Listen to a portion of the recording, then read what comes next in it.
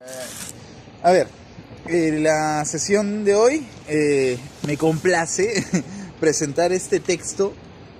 Vamos a hacer una lectura minuciosa, vamos a explorar un poco el textito de Gilles Deleuze y Félix Guattari, que se llama, es un texto dentro del libro Mil Plateaux, Mil Mesetas, que se llama Sobre algunos regímenes de signos. En realidad el título es 587 antes de Jesucristo, 70 años después, sobre algunos regímenes de signos.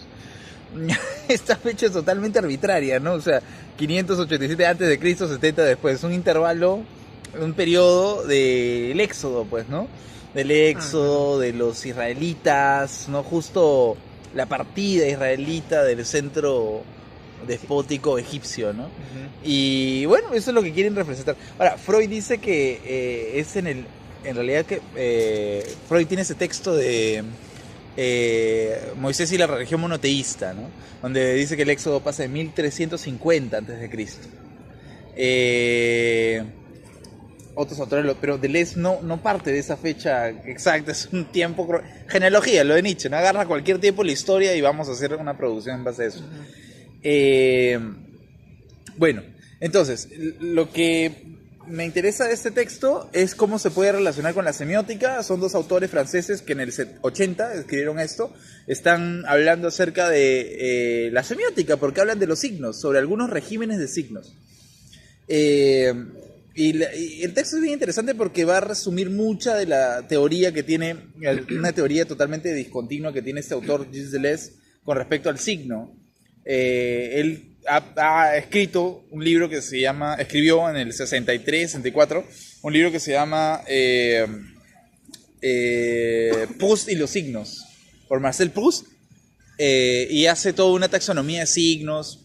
Antes, en el 70 y también en el 80, hace cursos sobre Spinoza y los signos. Y ya después de este texto, a la par de este texto, va a escribir Cine, Movimiento, Imagen, Tiempo, que son dos libros, Imagen, Movimiento, Imagen, Tiempo, que son dos libros sobre el cine, donde habla de Peirce, hace una taxonomía de los signos. Pero este en especial me parece que es un resumen, porque va a meterse no solamente las teorías de Deleuze, sino también las teorías de Guattari, que es un psicoanalista francés de los 60, 60, 70, 80. Murió en el 90, murió en el 80 y tanto, 89, 90 Guattari. 92. Y Deleuze muere en el 95, tirándose un suicidio magistral, tirándose del cuarto piso de su departamento. Bueno, y lo que va a desarrollar acá Gilles Deleuze y Félix Guattari es una teoría sobre el signo. Ahora, es una teoría sobre el signo que va a problematizar con la semiótica. Está en un tiempo en donde Christian Metz tenía a cargo la disquisición sobre la semiótica, donde salía Barthes ya había muerto, muere en el 86, ¿no? 86 Barthes. Foucault iba a morir un par de años más adelante, pero ya era un momento de transición de una época en donde Francia ya estaba cediendo, su época cultural estaba cediendo un poco a la escuela norteamericana, ¿no? Y la escuela norteamericana, como vamos a ver después, es famosa por el pragmatismo, ¿no? Cada vez está por el logicismo, el pragmatismo, la vía analítica. Wittgenstein es conocido allá. Pero bueno, ese texto va a problematizar, va a ser un hito, para mí es un hito histórico en la semiótica y va a problematizar con la semiótica. Lo primero que hay que saber es de ese texto es lo que consideran los autores que va a ser un llamado constante a bibliografía semiótica. Van a usar términos como expresión contenido, que es algo que nosotros en semiótica estamos muy familiarizados. Bueno, signo, ya está. La palabra semiótica, la palabra significante. Enunciación también. Enunciación, van a decir bastante enunciación, van a citar a Greimas también por ahí. Y van a tener bastantes palabras que conocemos, pero hay que saber de antemano de que estas palabras que utilizan, que aparentemente son semióticas, están pervertidas. O sea, que, por ejemplo, todos sabemos que la expresión y el contenido en semiótica tradicional es ¿no? Contenido refiere al aspecto intangible, abstracto de la producción del discurso, y la expresión al aspecto superficial o sensible. Ahora, el contenido, según James, según lo que hemos visto en las primeras sesiones, de hecho, de estas lecturas que estamos sosteniendo, el contenido está formado por la sustancia y por la forma. Y la expresión también tiene una sustancia y la forma. La forma del contenido y la forma de la expresión es lo que en Saussure conocíamos que era el significado y el significante, respectivamente. O sea, son formas o son categorías, nuevamente, ¿se acuerdan que hemos hablado siempre de esto? Categorías del discurso o del signo. Por ejemplo, la categoría verticalidad es un significado figurativo que refiere a una columna, por ejemplo, y la columna vendría a ser el significante formal. La columna, su significado, verticalidad. Pero la sustancia en James es este aspecto material del signo. O sea, material en el sentido de vital, de intensivo, energético, real, instanciado. Por ejemplo, decir que la forma la forma B, ¿no? Yo puedo decir, la forma B como la letra B, ¿no? Esa es una expresión, B.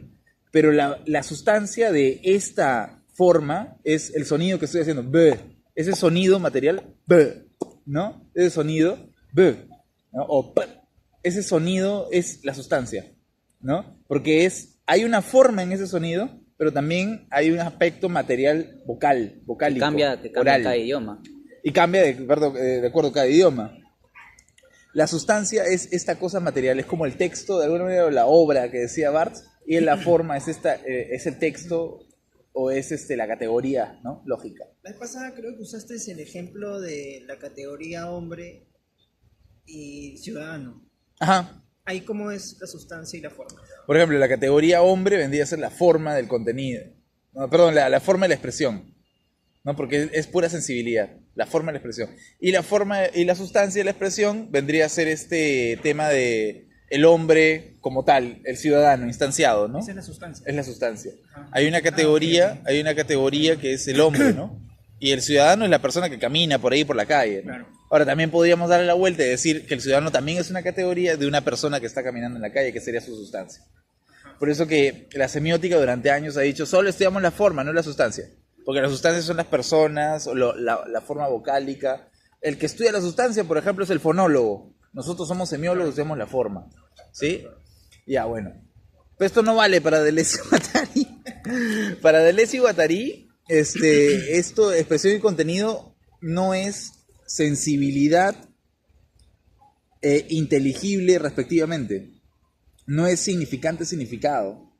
Para Deleuze esto es más complejo. Para Deleuze y Guattari lo van a decir en pasajes anteriores a en la geología y la moral del mismo libro. Lo sensible es, la expresión son los signos. Son los signos. Lo que expresa. Lo que expresa. Pero lo que expresa no del contenido. O sea, los signos no van a representar significados. No van a representar contenidos, formas de contenido. No, jamás. El contenido son los cuerpos.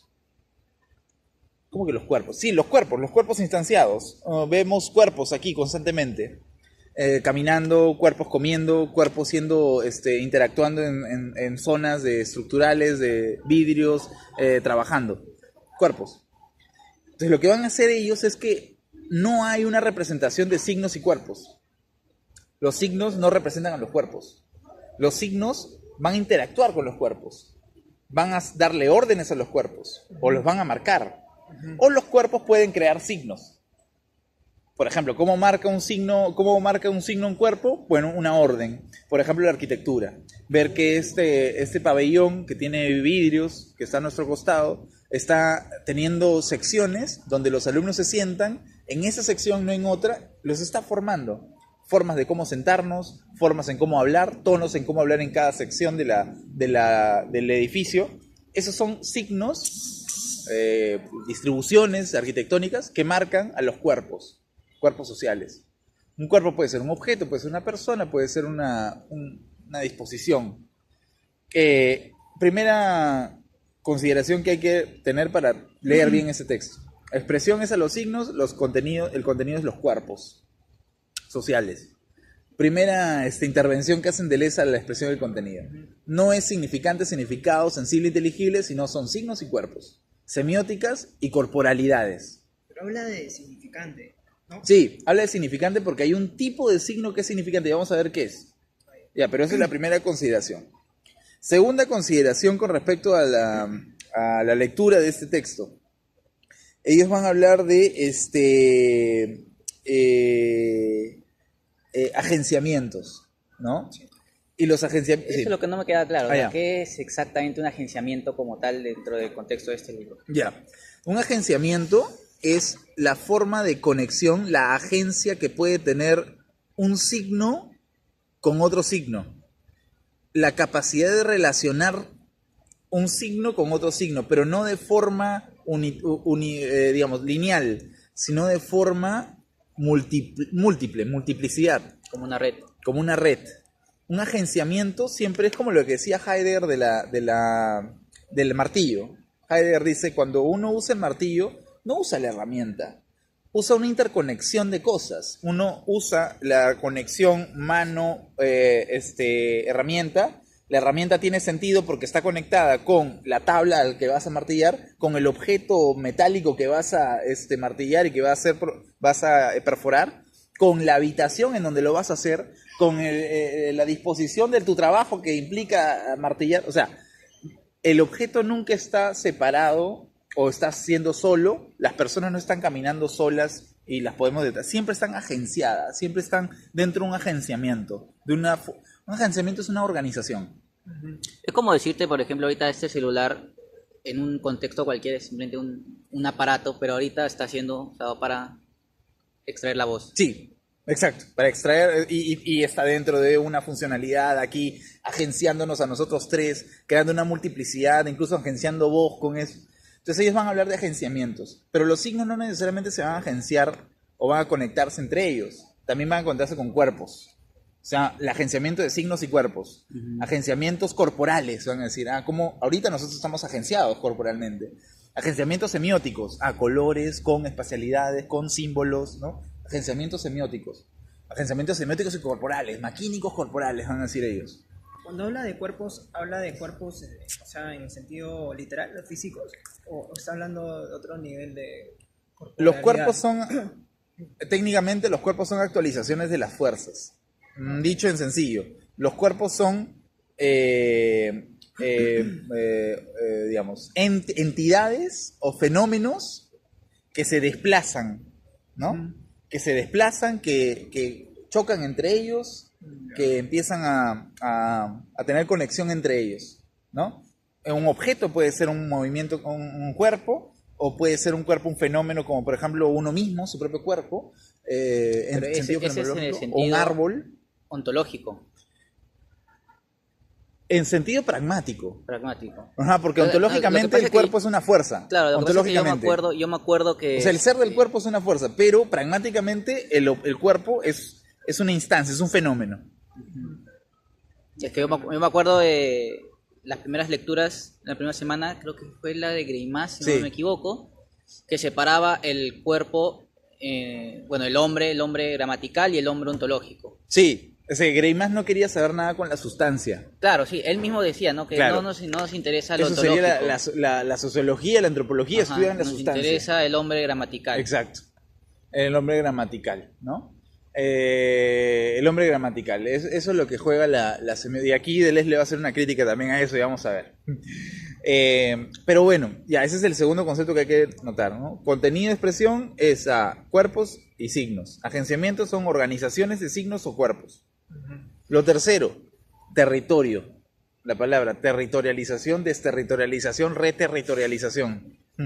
El territorio es el lugar pragmático, es la esfera semiótica, o digamos el espacio semiótico por donde transitan es un espacio de sentido donde transitan o se mueven los cuerpos y los signos, ¿no? Entonces el territorio es ese, por eso se llama 1000 mesetas, porque quieren hablar de lo geológico. Por ejemplo, territorialidad es cuando uno marca una semiósfera centrada, ¿no? Cuando está muy fija ese territorio, muy estriado, ¿no? Liso, ¿no? un territorio muy liso, un territorio muy estructurado, formal, un agenciamiento muy rígido. ¿Ya? La desterritorialización es como salir de la zona de confort, ¿no? Es como salir de este territorio quebrándolo, franqueándolo, explorando algo. La reterritorialización, ¿qué sería? Volver. Volver de eso, ¿no? Reterritorializarte, o sea, volver a marcarte dentro del centro del territorio. Entendámoslo como una figura del espacio, ¿no? Una espacialidad, un pensamiento que está siendo pragmático porque está dándole a la interacción, el agenciamiento de signos y cuerpos, un espacio. Ese es el tercera concepto que yo diría que hay que tener en cuenta, ¿no? Territorio, cuerpos y signos y agenciamientos. Y con eso ya creo que podemos leer. Preguntas hasta aquí. Bueno. Habla de, creo que también diagramación, ¿no? Ya, eso es, sí, eso lo saca de Peirce. Ya vamos a ver, pero Peirce se refiere a otra cosa. Peirce se refiere a otra cosa. Ellos son expertos en intervenir, ¿no? No es la lectura de lo que sería Foucault, ¿no? El comentario agrega, ¿no? Ellos agarran y están interviniendo al autor, a los autores. Por ahí intervienen a James también en el famoso texto Geología de la Moral. Y le dicen a James que es, digamos, el padre de la semiótica. Le dicen que fue el único que pensó espinosistamente la semiótica, ¿no? ¿Por qué? Porque dijo, él se dio cuenta que había una sustancia que estaba más allá de las formas. ¿Qué sustancia? La materia, dijo él, ¿no? La materia es algo que desborda, es una fuerza intensiva que desborda, pero ahí nos calmamos un poco porque lo van a decir en este texto más adelante. Bueno, primero, esta primera parte donde ellos empiezan a decir lo siguiente y lo leo. O si no, léelo, José, la primera parte. Llamamos regímenes de signos a toda formalización de expresión específica, al menos en el caso en el que la expresión es lingüística. Un régimen de signos constituye una semiótica. Ahora bien, no es fácil considerar las semióticas en sí mismas. En efecto, siempre hay una forma de contenido a la vez inseparable e independiente de la forma de expresión. Y las dos formas remiten a agenciamientos que no son fundamentalmente lingüísticos. Así, o sea, dice, no, claro, los signos son, vamos a hablar de regímenes de signos, que son semióticas. Y las semióticas pueden entenderse como lingüísticas. O sea, los signos son lingüísticos, por ejemplo, la palabra, la escritura, la oralidad. Pero ojo, dice, no es la única, o sea, no se puede sesgar el hecho de estudiar al signo lingüísticamente. Ellos dicen, los agenciamientos de signos van más allá de lo lingüístico. O sea, las agencias, las conexiones entre expresiones, signos y cuerpos, desborda lo lingüístico. Si lo sesgamos al territorio lingüístico, no entendemos la funcionalidad de la semiótica. Desde ahí está haciendo una ruptura con Saussure, con toda la herencia de Benveniste, Saussure, incluso el mismo James, de esta mirada lingüística, forzosamente de lingüística, esta deuda lingüística de la semiótica al estudio de los signos. Ahí hay una novedad. Estos señores dicen, no, hay algo que transgrede la norma de lo lingüístico. De todos modos, podemos hacer como si la formalización de expresión fuera autónoma o suficiente, pues incluso en estas condiciones hay tal diversidad de formas de expresión, tal combinación de esas formas, que no se puede conceder ningún privilegio especial a la forma o al régimen del significante. Ya, eso es genial. Dicen, claro, hay tal organización, tal agencia de signos y cuerpos, tal agencia de cómo por ejemplo acá, una persona caminando y hay un signo de no pisar el césped. Tal agencia de signos y cuerpos donde la persona intuye que no tiene que pisarlo, o que tiene que presionar tal botón para subir a tal piso, ¿no? Tal conexión entre signos y cuerpos socialmente instituidos. Uno, que supera el lenguaje. Dos, y aquí ya se fue contra los saussurianos y ahora se va contra Lotman. Dos, que no se puede decir de que estos espacios están centrados. Pues. No se puede decir que esos espacios están centralizados. O sea, no sé si José te acuerdas la definición que hace Lotman sobre la semiósfera. Claro, centro y periferia. Sí, centro y periferia. Esa oposición. Sí, o sea, para Lotman la construcción del espacio semiótico es centro y periferia. O sea, hay la idea de que los sujetos que viven en la periferia son menos afines a una centralidad, ¿no? Y Lotman no sale de esa idea. O sea, para él la semiósfera es eso. Y Deleuze le está diciendo, no, es que no estás mirando oposiciones, no estás mirando las conexiones. Las conexiones entre signos y cuerpos rebasan lo lingüístico y rebasan las centralizaciones. Y lo va a demostrar después. Digamos que ahí aparece la figura del significante, ¿no? Él va a decir, llamamos a la semiología la semiótica significante. Claro, pues, la semiótica que siempre centra todo. La semiología general. La semiología general, la de Eco, la de Lotman, la de Greimas, siempre tiene un punto central desde el cual orbita todo. Eso es el significante, dice. Esa es la semiótica significante. Claro, hace poco volví a tocar el tema del texto de Desiderio que habla sobre este debate epistemológico y sobre si se debería hacer semiótica o semiología. Semiótica o semiología. Claro, sí. ¿no? Entonces él dice de que la semiología general es el todo, mientras que existen pequeñas semióticas, ¿no? Semiótica de cine, sí. de la literatura, Sí. de... También hay un gran congreso internacional que se hizo en Suiza, me parece, en donde se decreta que en el 50, 60, donde se decreta que ya no se va a usar la palabra semiología, sino semiótica, por el acuerdo de este congreso. Pero bueno, pero aquí están diciendo ellos, semiología, esta ciencia dura como la conocemos, eso es una semiótica significante. Es una de varias. Una de varias. ¿Y qué es una semiótica significante? Ellos dicen, sí, ahorita te explico. Pero primero, para que entiendas la semiótica significante, tienes que entender esta idea. Vamos a empezar por este primer régimen de signos, la semiótica significante. Él dice, y esta idea es muy lacaniana, porque Guattari es lacaniano. Bueno, no es lacaniano, es psicoanalista, pues se peleó con Lacan. De hecho, hay una disputa entre ellos dos, pero esta idea es lacaniana, ¿no? De hecho, por aquí hay como que un golpe a los psicoanalistas. Sí, también. bastante. De hecho, el primer libro que escriben ellos se llama El Antiedipo. Sí, imagínate. Bueno, ¿qué van a decir ellos acá? Para que entiendas la noción del significante, entiende esta idea. El signo remite al signo y remite al signo hasta el infinito. Esa es la fórmula del significante. Sí. O sea, mira, ponte. Tú tienes acá tienes acá un signo y su agenciamiento de la semiótica significante es siempre referir a otro signo. Y este signo refiere a otro signo. Y este signo refiere a otro signo, y este signo refiere a otro signo, y este a otro signo, y así. ¿Por qué es importante decir esto? Porque el signo tradicionalmente a lo que refería era la realidad. ¿Se acuerdan del señor semiólogo famoso peruano?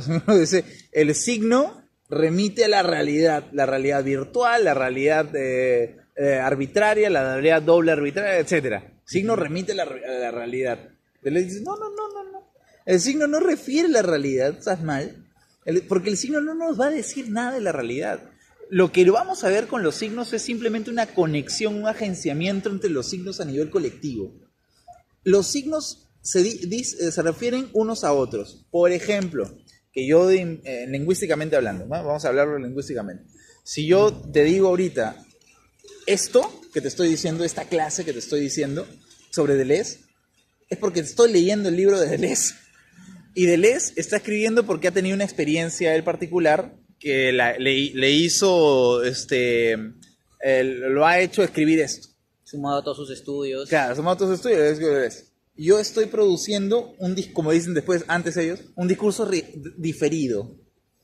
Por ejemplo, cuando alguien habla del Estado, por ejemplo, Reina grabó a Barata, un caso político. ¿De dónde lo he escuchado?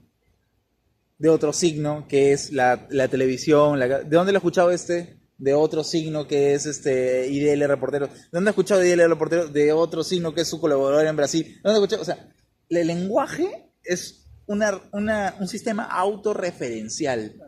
O sea, no refiere a la realidad, sino que se refiere siempre a sí mismo, ¿no? Entonces no habla nunca de la realidad. Tú no vas a ver un signo y vas a ver la realidad ahí.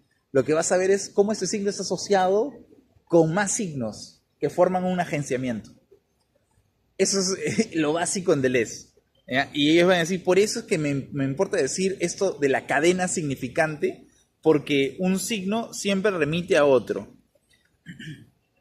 Voy a poner un ejemplo puntual de las abejas.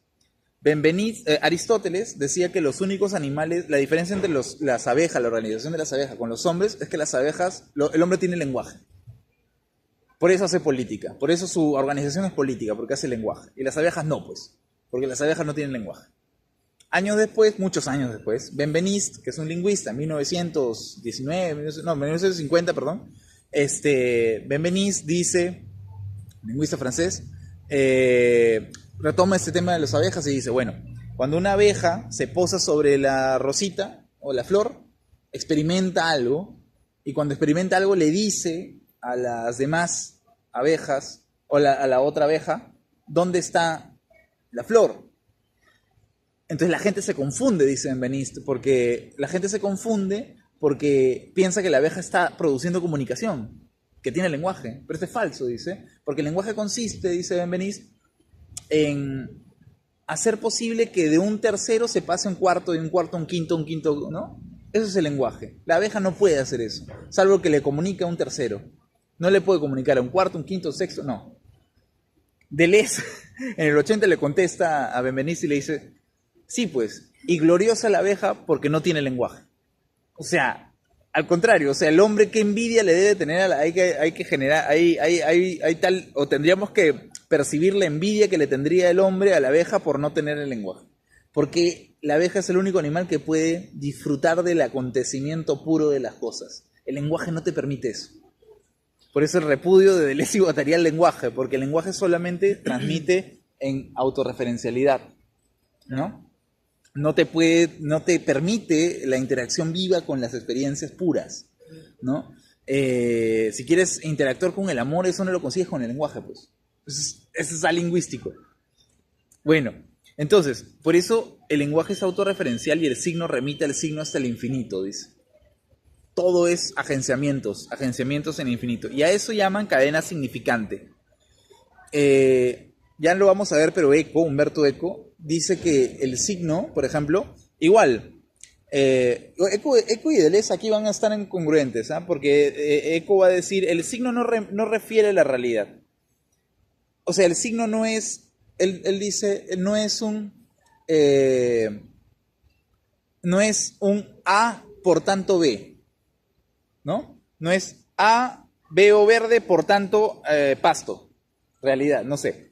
Sino es más A, entonces B. O sea, dice, el signo es A, o es un signo A, y por tanto me comunica con otro signo, entonces me comunica con otro signo B. Por la relación que hay. Por la relación de interpretación, y luego decir Eco como iconismo, etc. Pero Deleuze está ahí más o menos en sintonía con Deleuze, pero más está en sintonía con Lacan. Porque Lacan va a también trabajar la idea del centros de la cadena, ¿no? Para Lacan, el sujeto que está experimentando en la terapia, cuando produce lenguaje, lo que hace es nunca darte un significado. El significante es todo lo que te da. Por ejemplo, te dice, bueno, soñé con una que me golpeaba con la pared cuando caminaba, soñé que me golpeaba con la pared cuando caminaba, soñaba que me golpeaba con la pared cuando... Y el psicoanalista no le pregunta cuál es el significado de eso. No se sabe cuál es el significado de eso. El psicoanalista, la respuesta del psicoanalista es, ¿estás diciendo que te golpeas con la pared? Sí, ya. Pero la pared viene de es una torsión de la palabra, una palabra baúl, que está conteniendo pared, un juego de palabras, ¿no? Pared, padre, padre. Estás soñando con tu papá, ¿no? Lo remite a otro signo. Te lo remite a otro significante. Otro significante. Y el otro significante te dice, cuéntame sobre tu papá. Y empieza a contar sobre tu papá y te remite a más significante. Pero la burla que hace Deleuze, diciendo que el significante es el régimen significante, es una cadena, se está burlando del psicoanálisis. ¿Por qué? Porque al decir que... Se está burlando porque Deleuze va a decir que la cadena significante es despótica, es fascista. ¿Por qué? Porque así como en el psicoanálisis, todo lo significante que me hace decir, por ejemplo, un árbol que me habla, ese es un significante, no hay significado. Si yo te digo, el árbol que te habla debe ser un falo, el falo del padre, erecto, no sé. Todo lo tiende a jalar hacia la interpretación del padre. Eso es un fascismo, dice Deleuze. O sea, la idea de un despotismo, de que todas tus experiencias giren en torno al trauma familiar. Y por eso utiliza, para esas experiencias dictatoriales, despóticas y fascistas, estaría bien usar la palabra que usaba el psicoanálisis, cadena significante. O sea, semiótica significante es aquella semiótica en la que todos los signos se están organizando girando en torno a un centro despótico. Un centro torcido, despótico. Que es como el manual de psicoanalista. El manual de psicoanalista o el manual de la semiótica. No, o sea, me refiero al psicoanalista al tratar de interpretar el sueño y lo jala, por decirte, al padre o a los traumas familiares. Al significante padre. Lo está jalando según lo que él sabe del manual. Claro, la idea de preconcebida de que lo que sabe. Y claro, eso es lo que dice Deleuze, ¿no? Por eso dice, el significante es el signo que hace redundar o hace redundante los otros signos, ¿no? O sea, todos los signos lo comentan, como el comentario de Foucault. Todos los signos que se producen giran en torno a la obra, al autor, pero ellos no les van a decir autor, le van a decir significante, porque es una clase de signo que se presenta en todos lados. Puede ser en un gobierno dictatorial, ¿no? La idea de la figura del dictador, o Corea del Norte. ¿Ah? Corea del Norte. O en Corea del Norte, donde no se puede hacer nada, no se puede disponer de nada, salvo que todos giramos en torno al único centro. O, por ejemplo, en estructuras arquitectónicas, donde parece que el parque o toda la estructura arquitectónica está girando en torno a un centro, la ciudad, ¿no? La disposición del centro, el régimen significante, el panóptico de Foucault. Ellos dicen, una cosa que tenemos que saber del régimen significante es que el significado está implícito. O sea que, así como en el psicoanálisis, el significado es lo de menos. O sea, ellos tienen un ejemplo acá que es bonito. A ver, ¿dónde está? De la persona que se va a las... ¿dónde está este ejemplo? Había un ejemplo Del- con los indios. No, el del indio no, el de la persona que sale de la oficina. Ya, que ve bastante significante. Sí, veo bastante significantes o sea, sales de la oficina, el otro cuchichea tus espaldas, Tu esposa te mira mal. tu esposa te mira mal y dicen, ¿qué significa todo eso? Poco importa. Ah, la paranoia. Claro, la paranoia, ¿no? Poco importa qué significa. Es básicamente una suma de significantes en donde el significado puede que aparezca, pero siempre aparece en la mitad. O sea, si queremos, el medio es el mensaje, ¿no? Uh-huh. El medio, la referencia del medio en otro medio, es el mensaje, ¿no? O sea, el significado es lo que poco importa, el contenido del medio es lo que poco importa. Es una cadena significante, es como los signos están girando en torno a un único centro significante. Acá hay otra crítica a la semiótica. La semiótica siempre va a decir, toda expresión comporta un contenido. Mentira, dice Deleuze. Hay situaciones en donde las instancias semióticas no van a expresar significados. Por ejemplo, yo lo he detectado en el tema del consumo, ¿no? En la lógica 1, o sea, cuando te vas a momentos de consumo en donde todo parece ser referencias a cuerpos, a colores que quieren que hagas tú algo inmediato, que no pienses, que simplemente compres, llamar la atención rápido al producto. O sea, no pasa ahí una compra en tanto que yo interpreto y sé que estoy comprando porque tengo el significado. No. Cómpralo ya. Cómpralo ya. Es puro significante. Vota por mí en la propaganda electoral. Es pura centralidad significante. Se le ve en el diseño, se ve en la disposición de arquitectura de un edificio, se ve en la disposición jerárquica de una política de Estado. La semiótica significante. Primera característica de la semiótica significante, entonces, era el tema de la redundancia, ¿no? Sí, que remite el signo a otro signo. Y que el significado es lo de menos. Segunda característica del régimen significante, es lo que ellos llaman la rostridad, ¿no? La rostridad. No quiero meter el ejemplo del indio porque, bueno, ellos hablan del indio, ¿no? Uh-huh. Del indio, y dice que hay dos tipos por ejemplo, cuentan de Levi-Strauss, el indio Hopi, claro, y el indio Crow. El indio Crow, le infiel a su mujer y le tatúa la cara. Claro, su mujer le es infiel y él se tatúa la cara, ¿no? Le tatúa la cara a ella, perdón, ¿no? Le tatúa la cara a ella, y se venga. El otro indio le ora a Dios, ¿no? Pidiéndole que, o sea, calma, ¿no? O sea, uno es más desquiciado y el otro, ante cualquier eventualidad, ante cualquier presencia de inestabilidad o catástrofe, va a siempre volver al territorio, o a la reterritorializarse, a volver al centro significante, al signo madre, al signo que lo compone todo. Dios. Es su seguridad, es su zona de confort, si quieres. Pero, o sea, acá lo que hace es rezarle, dice, para que la sequía y el hambre Sí. se caigan sobre todo el poblado. Entonces, Claro. Acá dice Para que el centro significante cobre venganza. Claro, ¿ves? cobra venganza porque bueno, yo imagino que el indio pensará que todo está corrompido, ¿no? O sea, claro, porque, claro, todo está corrompido, pero además viene la idea de que la dependencia del sujeto al centro, ¿no? Al centro Dios. En el otro caso no, es un post significante que vamos a ver después, ¿no? Se Se arrebata. se rebata, ¿no? Es un post significante, vamos a ver. Pero bueno, volvamos al tema de la rostridad. Esto me parece, la forma de la expresión, siendo la expresión un régimen significante, es el rostro, la rostridad, dice. Él dice la visageté, le dice. El rostro ya es de por sí todo un cuerpo.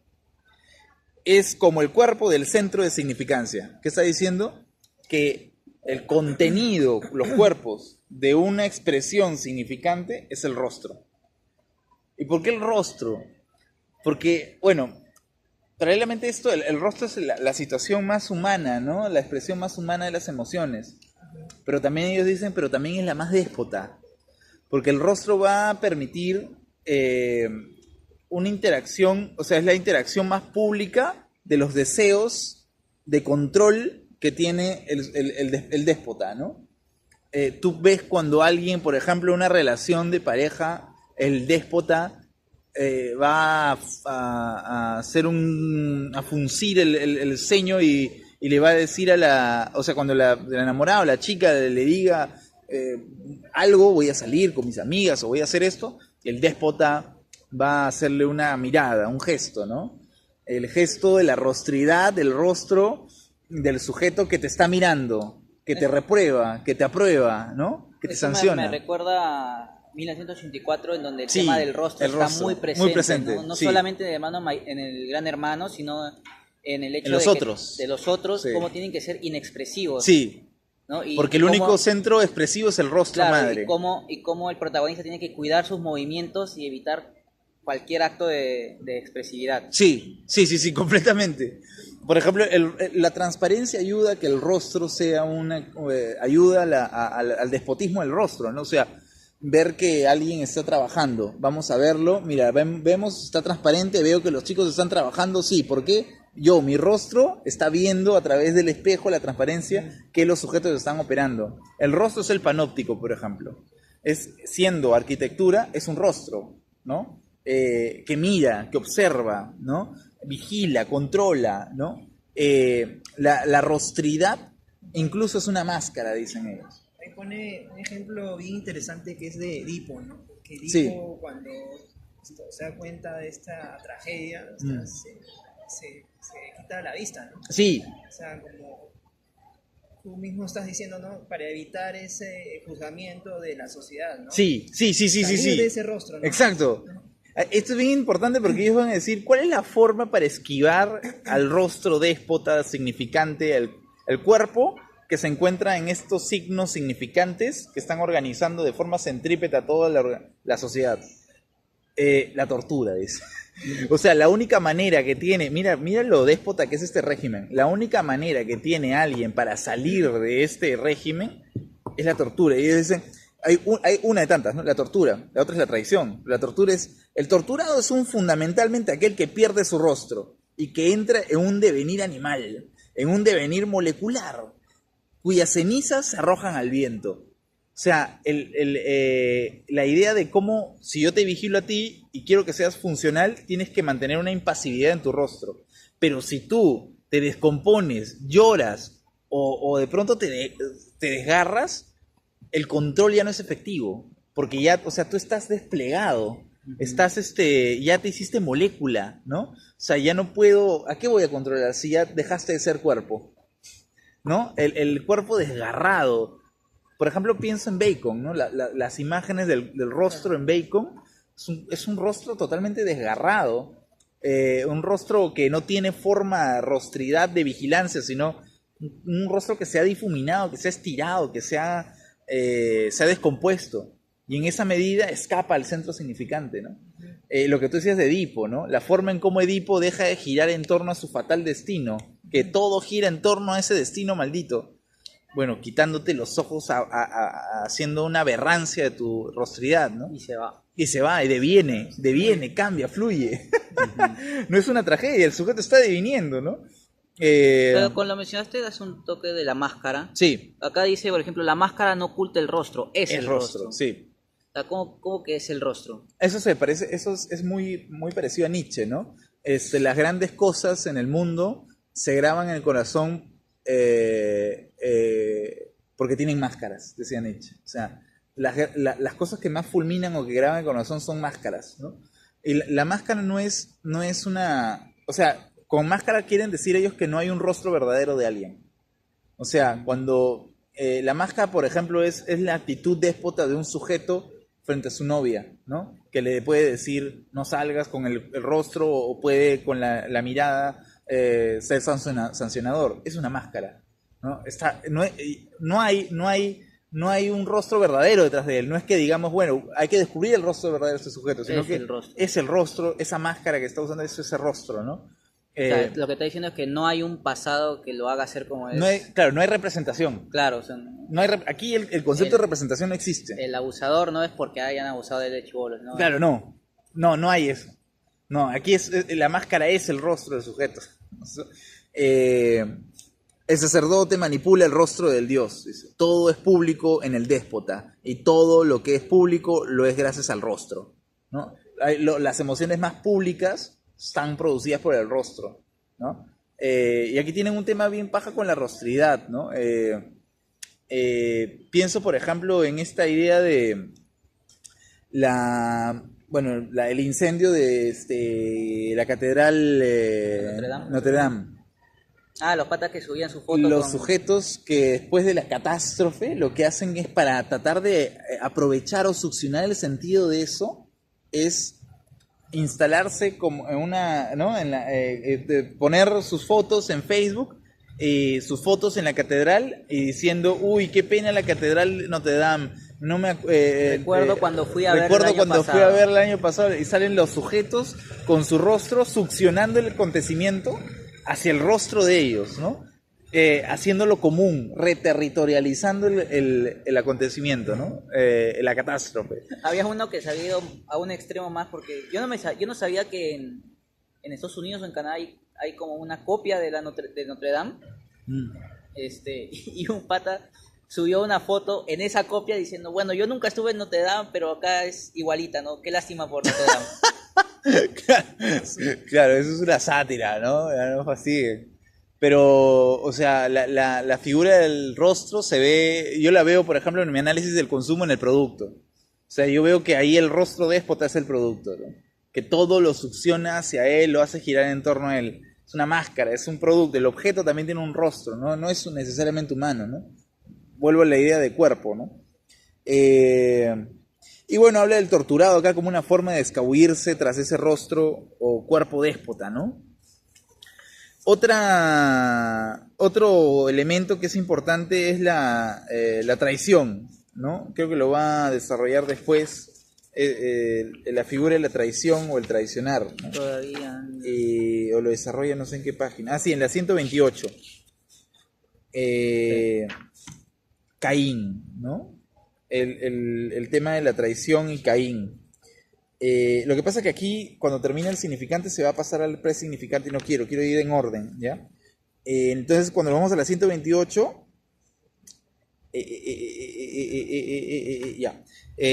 Deleuze va a decir, claro, Deleuze y Guattari van a decir, la traición es una figura del significante, ¿no? Porque cuando uno escapa, no desdibujándose su rostro, sino cuando uno escapa huyendo de estas clases de signos, la figura en cómo te van a ver, o la figura en cómo vas a ser sancionado por los signos, cómo tu cuerpo va a ser sancionado por los signos, va a ser una figura de la traición. Tú eres el traidor. Miremos la foto de Caín, ¿no? Escapando de Dios y viendo el rostro de Dios cuando Caín es perseguido por el rostro de Dios, ¿no? Por la cólera de Dios. Entonces, dice esto, por ejemplo, el gesto de Jonás es ir en la dirección opuesta. También él traiciona a Dios y huye lejos del rostro de Adonai. Jonás se embarca hacia Tarsis y se duerme como un justo. La tempestad suscitada por Dios lo arroja al agua, donde es tragado por una ballena que luego lo expulsará en el límite de la tierra y de las aguas. Límite de separación o límite de fuga, que ya era la de la paloma del arca. ¿No? Lo que hay una parte que no sé si está Huyendo acá. del rostro de Dios. Jonás ha hecho exactamente lo mismo que Dios quería. Cargar con el mal de Nínive. O sea, la idea, la figura de la traición, o sea, es el castigo de alguien que escapa o siquiera piensa en escapar del centro significante. Eso sucede en una sociedad déspota, ¿no? ¿Me ibas a decir? No, sí, más adelante creo que mencionan que la paloma es la centricidad de Dios. Que escapa, ¿no? Que puede decirnos cuál es el límite de las cosas y volver otra vez.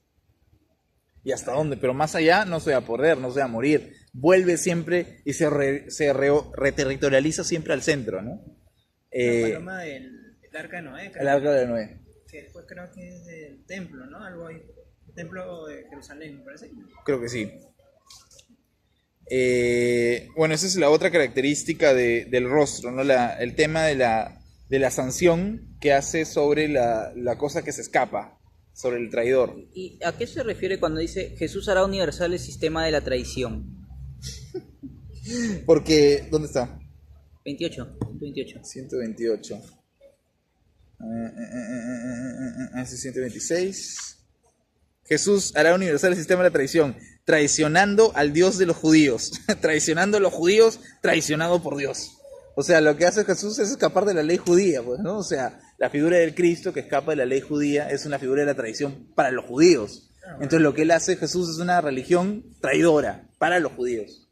O sea, y lo que hace es universalizar, claro, porque el cristianismo es universal, es universalizar la traición. Eso es genial. Traicionar a Dios judío se refiere, ¿no? Bueno, la traición es la otra figura. Una tercera figura que me parece importante es la interpretación, y está en la 120. Deleuze y Guattari van a decir, bueno, una de las instancias importantes de ese nivel, del significante, es que el significado va a aparecer, pero como lo dijimos, no es lo importante. Pero como también dijimos, es una herramienta para solidificar el significante. ¿Cómo es eso? Porque el significado es la hermenéutica, es la interpretación. O sea, pensemos en la figura, y por eso nuevamente la fecha, ¿no? Fecha en donde los profetas y qué sé yo. Pensemos en los profetas, la idea, ¿no? O sea, Dios es el signo significante, pero los profetas, al interpretar a Dios, al interpretar los textos significantes y darles un sentido con significados, fortalecen el privilegio, fortalecen o validan el centro significante, lo territorializan más, ¿no? Lo hacen más riguroso, más condensado. O sea, la interpretación. Y aquí se refieren a dos cosas: al psicoanalista que interpreta. El psicoanalista que te dice, bueno, lo que pasa es que tú tienes un problema con tu papá, ¿no? Ese psicoanalista que en su interpretación está validando el gesto de subsunción de tu problema, que puede ser extra familiar, a lo familiar, al falo, al padre, etcétera, ¿no? La figura de la interpretación es la herramienta que asegura el centro significante, ¿no? ¿Qué hacen los semióticos? Como decía Foucault, esos técnicos del deseo, sino asegurar la semiótica y sus técnicas en base a que te da una interpretación de las cosas, ¿no? O sea, interpretación de significado. ¿Qué significa tal cosa? ¿Qué significa tal otra? Deleuze dice, poco importa en un régimen significante lo que significan las cosas. Lo que hace el significado, más bien, es asegurar la solidificación del significante, el privilegio del significante. Por ejemplo, lo de, ¿cómo se llama esto? Ideología de género, esta gente que sale a marchar. Al darle un significado a estos significantes de los manuales educativos que señalan pues una educación sexual o lo que sea, le dan un significado diciendo el Estado nos quiere. Son los interpretantes que aseguran, que ayudan a que se siga manteniendo una centralidad sobre la familia, ¿no? La familia, o el rostro de Dios, la familia. Entonces, esas personas que interpretan interpretan y dicen, bueno, lo que pasa que aquí está el Estado queriendo hacer esto, una ideología, dicen ellos, hay una ideología ahí. Esa interpretación asegura su posición centralizada, darle un significado a algo asegura la posición Justo yo centralizada. estaba hablando con un amigo que me empezó a mandar fotos de eso de con mis hijos no te metas. Sí. Y había un cartel que me llamó la atención que decía no a la botella borracha en los colegios. Claro, traición, la figura de la traición es eso. Ajá, no a la botella borracha en los colegios, porque algo así, algo de orgía, o sea, como que a mí me llamó la atención que el hecho de que todo lo que ven estos tipos, Sí, o sea, lo llevan al lado sexoso, ¿no? sí. Es que el sexo es la figura de la traición. El sexo es la traición, la figura de la traición perfecta de Dios, del rostro, ¿no? Y para darle sentido a la traición y para darle sentido al centro, hay que interpretar. O sea, interpretemos porque eso va a asegurar más el centro, ¿no? La botella borracha es así. Va a legitimarlo, ¿no? O por ejemplo lo que hacen con el machismo, ¿no? Dicen, no, lo que pasa es que, pero ella, tratan de explicar por qué, explicar o darle un sentido por qué el hombre cometió ese acto de violencia, ¿no? Eso, no, es que las cosas son así, pues no la vas a cambiar, ¿no? Es que no, pues como una mujer va a hacer eso, pues, o sea, tratar de darle un significado, una interpretancia para asegurar el significante, la zona de confort, la territorialidad, ¿no? Eso. Y ellos van a hablar de significantes y van a hablar del significante, de la interpretación como una forma que asegura el significante, ¿no? ¿Se ha entendido el significante más o menos? Bueno, pasemos a otra entonces. Pasemos a la semiótica que está en la 122, presignificante. Ya, la semiótica presignificante dice, es llamada primitiva, ¿no? Mucho más próxima a las codificaciones naturales, dice. Léete esta. ¿Acá? Sí, presignificante. En esta semiótica no encontramos ninguna reducción a la rostricidad como única sustancia de expresión. Claro, no hay eso. Ninguna eliminación de las formas de contenido por la abstracción de un significado. No interpretación no hay, ¿no? No obstante, si se continúa haciendo abstracción del contenido en una perspectiva estrictamente semiótica, es en beneficio de un pluralismo, de una polivocidad de las formas de expresión. Punto, ayahuasca. O sea, cuando haces una interpretación dices que asegura el centro, no, es que pucha, mira, yo te explico cómo ha sido, lo que pasa es que tú has tenido un problema con tu papá, ¿no? Trato de jalarlo todo al centro, pero dice, pero ¿qué pasa si aceleramos esa interpretación, y llegamos a un plano como la ayahuasca, ¿no? Donde hay una interpretación sobredimensionada, una interpretación que va más allá de la interpretación al centro, se vuelve algo plural, ¿no? O sea, el ayahuasca, por ejemplo, es una experiencia en donde el chamán que hace una interpretación es una interpretación delirante. O sea, va más allá de jalarte un sitio. Te empieza a interpretar tus gestos, tus actos, y te aparece una serpiente negra y te dice, esto es tu miedo. Y de pronto te dice, vénselo, lo vences, ahora vas a estar en tal sitio. O sea, no te jala a ningún sitio, sino que te lanza, y aparece una pluralidad de semióticas que no son lingüísticas. Presignificante, que no significan. O sea, son imágenes que no significan nada, son signos que no significan. Pero el chamán sería un interpretante. Es un interpretante delirante. O sea, no es alguien que te dice, quédate acá, no te vayas, peligroso, sino que te sigue. Sigue la pluralidad del delirio, ¿no? No es como un psicoanalista. No es como un psicoanalista.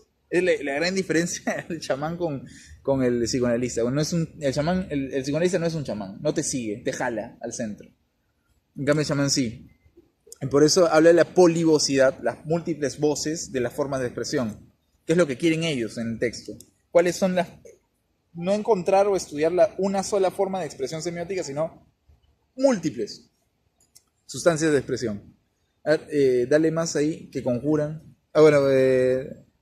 Ya, no obstante, si continúa haciendo abstracción del contenido... Me perdí, ¿dónde? No obstante, si se continúa haciendo abstracción del contenido... en una perspectiva estrictamente semiótica. Si se continúa haciendo una abstracción del contenido en una perspectiva estrictamente semiótica, es en beneficio de un pluralismo, de una polivocidad de las formas de expresión que conjuran cualquier toma de poder por el significante y que conservan formas expresivas propias de contenido. Claro, pura corporalidad es. Formas de corporeidad, de gestualidad, de ritmos, de danza, de rito, coexisten en lo heterogéneo con la forma vocal. Ujú. Acá está borracho.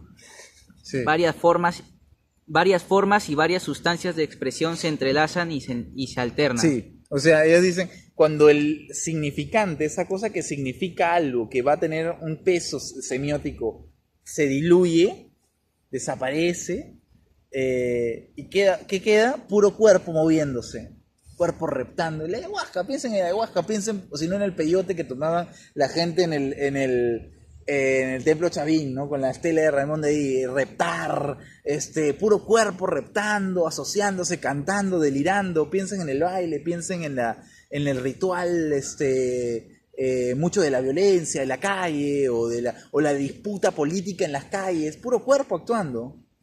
No hay significante. Eso lo más significante es la disolución del signo, no para perderse, no para eliminar signo, sino para eliminar el significante, validar el movimiento de los cuerpos y con ello crear una pluralidad de signos distintos.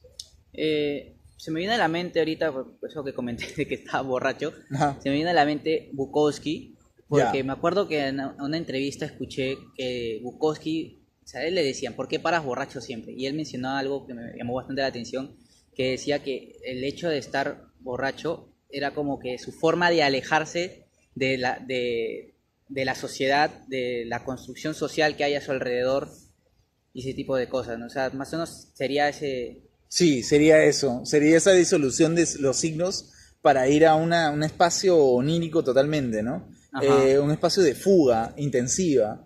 Pero los signos presignificantes, por ejemplo, yo también estaba pensando bueno, el surrealismo, en Dalí, o pensaba en Moro, ¿no? Esa disolución del signo totalmente de una instancia en donde el signo se diluye, como se derrite, como el tiempo de Dalí, pero está apareciendo a su vez otra estética, ¿no? Aparece otro signo, aparece una forma rara, o pensemos en, no sé, en el mismo Bacon, o en el mismo Picasso, o en el mismo César Moro, la poesía surrealista, ¿no? Que empiezan a escribir de forma delirante en el sueño y aparecen otros signos ahí. Pensemos en Vallejo, hace diluir los signos del lenguaje, la gramática la diluye. Vallejo diluye la gramática, un genio. Y al diluir la gramática aparecen otros signos. Eso es lo importante de la semiótica presignificante. Diluye los signos, hace aparecer la corporalidad, la danza, el ritmo del poema, el ritmo del poema. Hace aparecer el ritmo del poema diluyendo el lenguaje.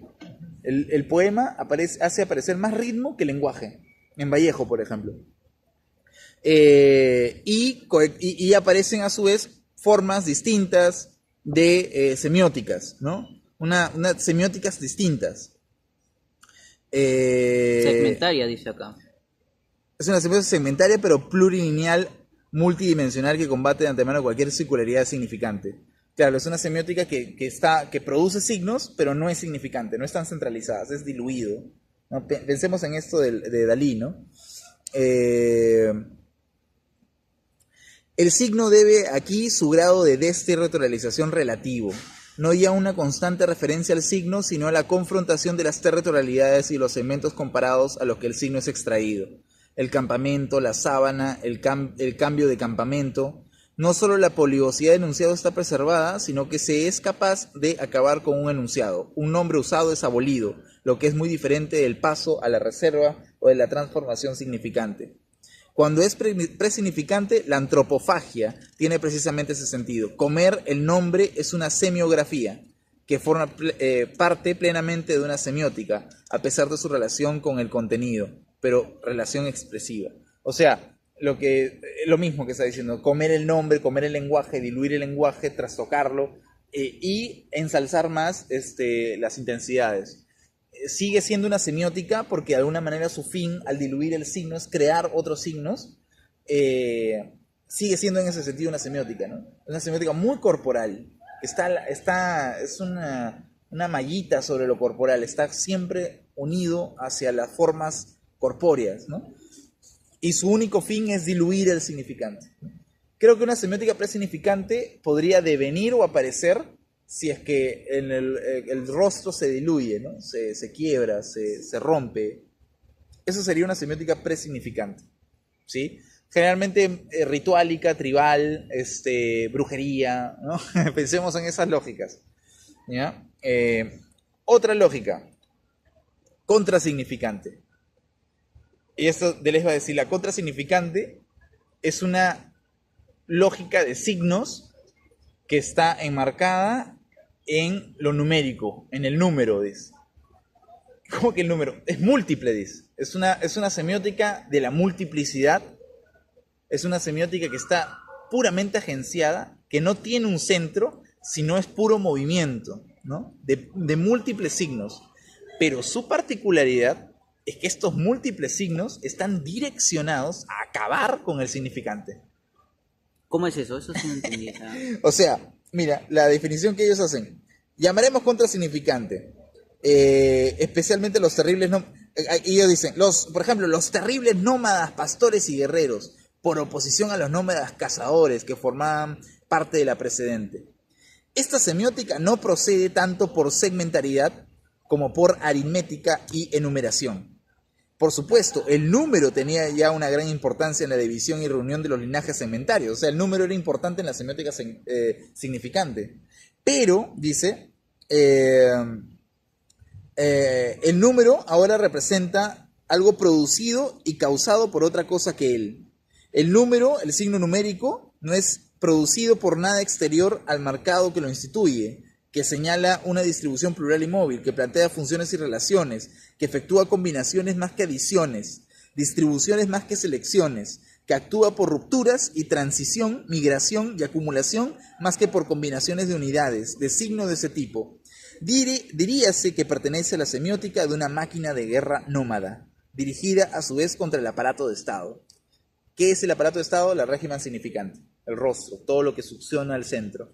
¿Qué es el posignificante? Es el número, pero es un número nómada, número de, por ejemplo, si pensamos, claro, el contra, si pensamos el número, la semiótica presignificante a nivel de contenido, los agenciamientos de cuerpos serían la multitud, sería la bandada de bandidos, los 40 ladrones, sería la población que está marchando, sería la Revolución Francesa. Sería la revolución del 68, la revolución Tlatelolco, gente, cuerpos, aglutinados, marchando. Les dice, esa gente que es contra el significante, contrasignificante, no marcha solamente en los cuerpos, hay signos también.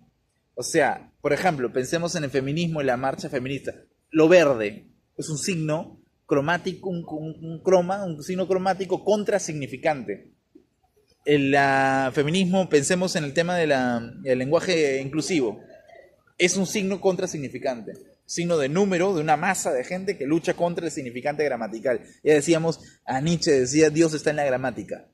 No, las feministas agarran y hacen estéticas, su movimiento está acompañado de estéticas, ¿no? Por ejemplo, pensemos en la semiótica ¿qué es una semiótica de la máquina de guerra? Va a hablar de los nómades. Los nómades tenían semióticas. Por ejemplo, las herramientas, los sonidos, ¿no? Sonidos para invocar la guerra, para invocar el movimiento, que se conocían muy bien, ¿no? En tropas vikingas, los incas tenían formas musicales para continuar la guerra o para acompañar la guerra. Ya el tema de Flora Tristán, cuando decía ¿Los que... cánticos? ¿Ah? ¿Los cantos? Los cánticos. Flora Tristán decía, lo mejor que puede acompañar a una masa que se está moviendo, direccionada para una revolución, es una buena canción que los unifique. O sea, un buen signo contrasignificante, ¿no? La marsellesa. ¿Ah? La marsellesa. La marsellesa o una canción que permita unificar a un montón de gente, ese es un signo contrasignificante contra el aparato de Estado. La letra de la marsellesa es bien violenta. Así, es bien recontra violenta, ¿no? Claro, la marsellesa es la canción, ¿no? Que va en contra del aparato de Estado. Ese sería el tema de posignificante, el contrasignificante, ¿no? Números, máquina de guerra, ¿no? Los nómades, el ejército, ¿no? Que tiene sus propios signos. Ejército que está en contra del aparato de Estado. ¿Máquina de guerra? ¿Qué vendría a ser? Máquina de guerra es... Máquina se refieren ellos a un tipo de agenciamiento de los cuerpos. ¿Ya? O máquina también es un tipo de agenciamiento de los signos. ¿Y por qué le ponen máquina? Porque es autómata. No hay una conciencia que los dirija. Máquina, en el sentido en que toda la gente está ahí, autómata, caminando, yéndose a luchar en contra de qué sé yo, Palacio, Versalles, qué sé yo. Sin un propósito. Sí, o sea, hay un propósito, pero su movimiento es autómata. Claro, o sea, O sea, es automático, eso es una máquina. Una máquina. no, sin un propósito no, me refería sin...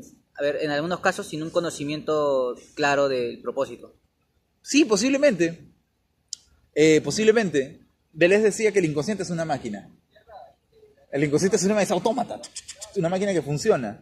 Pensemos también el tema de los signos agenciados. También son autómatas, ¿no? Hay muchos signos cromáticos, lingüísticos. El lenguaje es una gran máquina, ¿no? Toc, toc, toc, toc, funciona, toc, toc, toc, toc, toc, toc, operativo, un proceso. Pero cuando dice máquina de guerra, es una forma de organización autómata en contra, lista para la guerra, en contra del aparato de Estado, en contra del significante, en contra de este aparato tuido, ¿no? A mí me gustan estos dos signos. Creo que hay algo aquí en el presignificante y en el contrasignificante. ¿Sí? Después viene... sí. Pero sí, el postsignificante que está en el 124. Y a le dedica buen rato. El signo postsignificante es ese sistema de signos de ese tipo de organización que ha conseguido escapar del centro significante. Lo logró.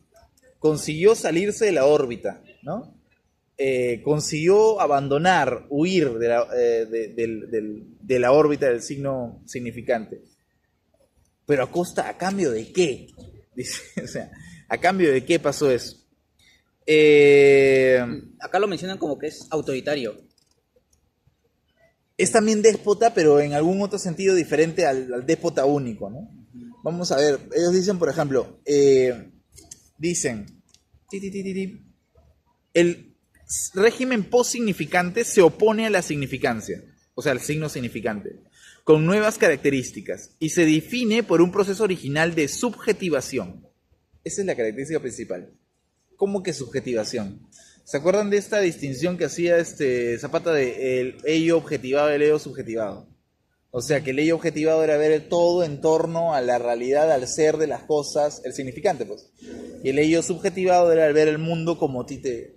Entonces él romantizaba sobre esta forma de ver el mundo desde tu punto de vista como una forma emancipatoria. Él le dice, cuidado, no. No hay nada más déspota que la subjetivación. ¿Cómo que subjetivación? Sí. Él dice, habría que oponer al régimen significante, interpretativo, un régimen subjetivo, posignificante, pasional. ¿Y por qué le diríamos a Deleuze? ¿Por qué consideras que habría un tipo de peligro en el régimen posignificante? Deleuze va a decir, va a poner esta idea, el régimen significante, más bien, no va a poder, o sea, al salir o al querer escapar del régimen significante, va a instalar puntos de subjetivación. Y para eso sí es necesario, creo, mirar el gráfico que ellos hacen en la página 139. Si el régimen significante es este centro que lo jala todo, que lo succiona todo, que es el punto número 1, centro significante, rostridad del dios, del déspota. Punto número 2, los que interpretan, los templos, el palacio, sacerdotes, burócratas. 3, ¿no? Que es esta cosa de acá, todo el desarrollo interpretativo. El punto 5 es el traidor. El punto 6 no existe, lo matamos, muerto. Exclusión total. Claro, Foucault. ¿No? Esto también se puede traducir en modos de existencia acá, ¿no? O praxis enunciativa.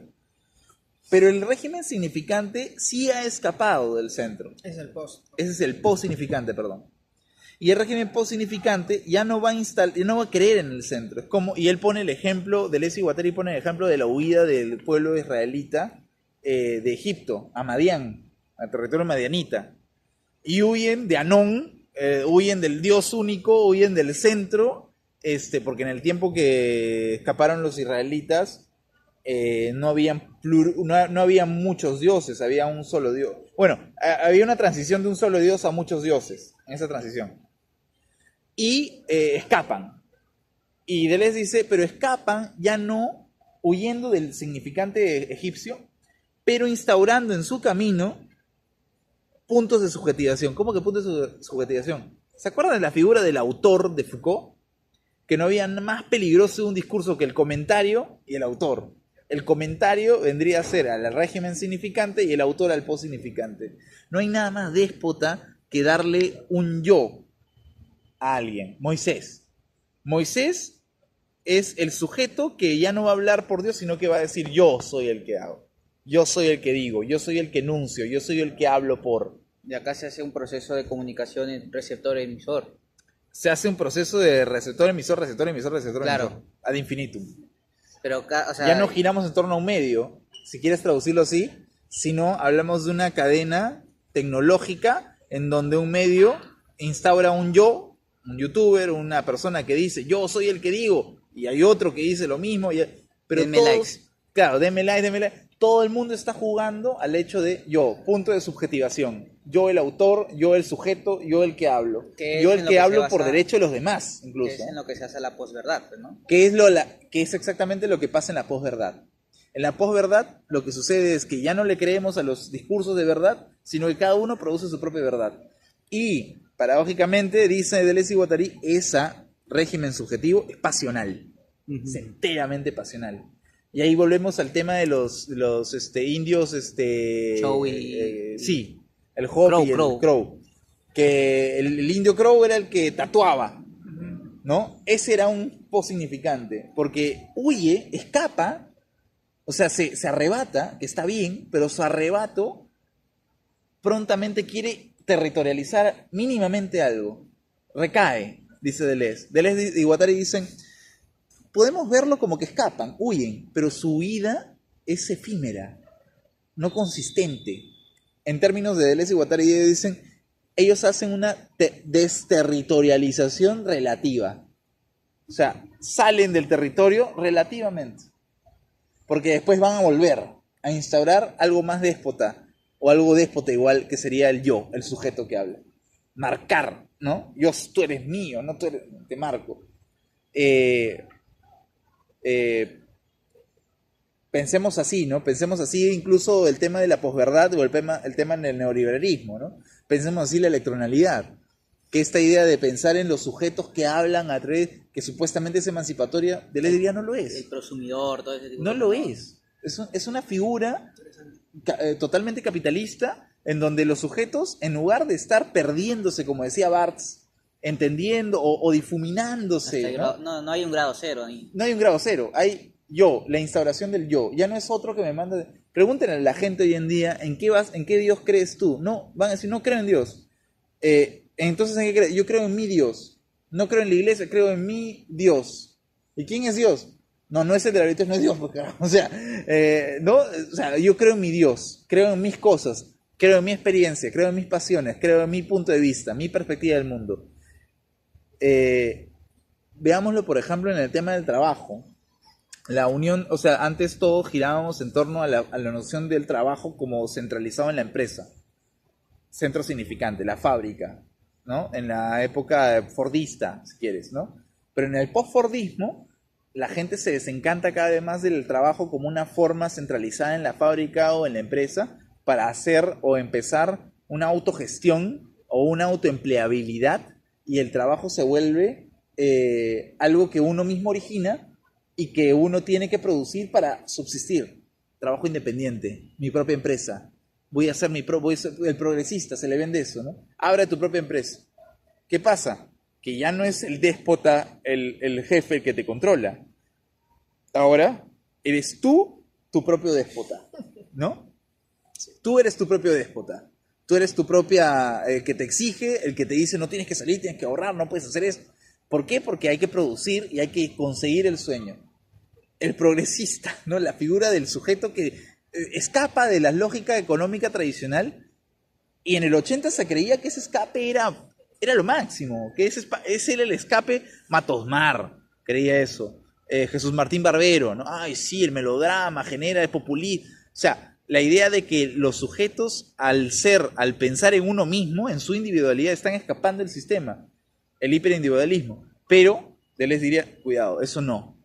O sea, no es escapar, reinstaurar un nuevo despotismo como el despotismo del sujeto, ¿no? El sujeto, yo soy. En el feminismo pasa esto, ¿no? O sea, la idea de que cuando las mujeres quieren iniciar una violenta revolución, si quieres, sobre el género, los hombres progres, ¿no? Salen y dicen, no, yo también soy el que hablo, yo hablo por las mujeres, ¿no? Yo también tengo derecho a opinar, ¿no? Yo hombre, ¿no? O si no, también entre las mismas mujeres, ¿no? Yo, mujer, opino mejor que la anterior, ¿no? Como las burguesas de clase alta que hablan por las mujeres proletarias de clase baja. O sea, el yo es lo más despótico que puede haber, dice Deleuze, después del significante. Y aquí va a decir Deleuze un ejemplo, dice. El régimen post-significante se define, por el contrario, como una ocasión exterior decisiva, por una relación con el afuera que se expresa más bien como emoción que como idea, como un esfuerzo o acción que como imaginación, por una constelación limitada que actúa en un solo sector, por un postulado o por una forma concisa, que es el punto de partida de una serie lineal, de un proceso, hasta el agotamiento que señalará el inicio de un nuevo proceso. En resumen, por la sucesión lineal y temporal de puntos finitos. Por eso no es un escape, es finito, dura poco. Más bien que por la simultaneidad de círculos en expansión ilimitada. O sea, más es una línea infinita, perdón, finita de o sea, se desterritorializa para reterritorializarse, ¿no? Ay, hay que huir, hay que escapar, neoliberales, somos veganos, ¿no? Estamos en contra de la producción de carne centralizada, consumir comida vegana. ¿Y qué haces? En tu queja desterritorializada, consumes otra vez o te reterritorializas consumiendo productos en un mercado potencial de consumo vegano. Movido por una máquina capitalista. Movido por una máquina igual de capitalista. Y es lo que hace Deleuze con respecto al post-significante, que es un régimen igual de autoritario, pero ahora pasional y subjetivo, ¿no? Y el ejemplo que pone es Moisés, por ejemplo. En el pueblo judío, ¿no? La idea de Israel como que esta idea paranoica de que se basa en los márgenes, explota, pero siempre su límite es su propia subjetividad, ¿no? ¿Y qué más dice? No había subjetividad. ¿Antes? O sea, nosotros En el régimen significante la subjetividad está girando en torno a una sola. O sea, yo soy lo que dice el papá que sea. Ok. ¿No? Yo soy lo que dice el significante que yo sea. Pero acá, yo no soy nada. O sea, mi rostro... Deleuze pone la imagen del centro, en el régimen significante, del chivo expiatorio, ¿no? Sí. Y pone la idea del ano, ¿no? ¿Has visto la idea del ano del chivo? Sí. No hay nada más, porque la figura del sujeto que quiere escapar es siempre un traidor, es el ano del chivo. El ano del chivo. Pero en el caso de estos sujetos, porque no existe, pues el ano no existe, el ano del chivo no existe. Pero en el tema de estos sujetos, de pro-significante, hay una subjetividad, pero ahora la subjetividad ocupa en menores momentos lo que era antes. Es individual. Claro, el individualismo es... Y en el significante sería grupal. Grupal, que acoge, Bueno, ¿no? acoge, Que ¿no? succiona, ¿no?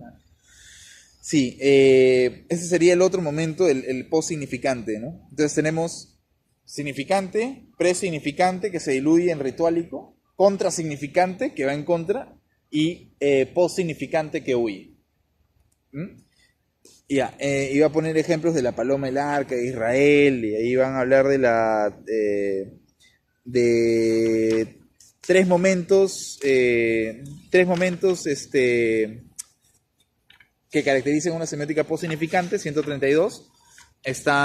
Pone ejemplos, el momento de los judíos que se escapan, ¿no? del centro imperial egipcio, post-significante. Segundo, la llamada filosofía moderna o cristiana. Dice, bueno, en esta época, Descartes y el racionalismo siguiente instauran el sujeto. Nos cagamos. Cogito, ¿no? Claro, el cogito. Yo pienso, yo soy, yo. Yo existo. Yo existo, el autor, yo pienso. De mí sale... La pregunta sobre la existencia del sujeto para Descartes era, yo resuelvo el tema, porque si pienso, entonces existo, carajo.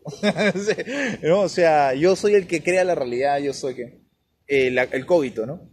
Tercer momento importante de la semiótica post-significante, la psiquiatría del siglo XIX, ¿no?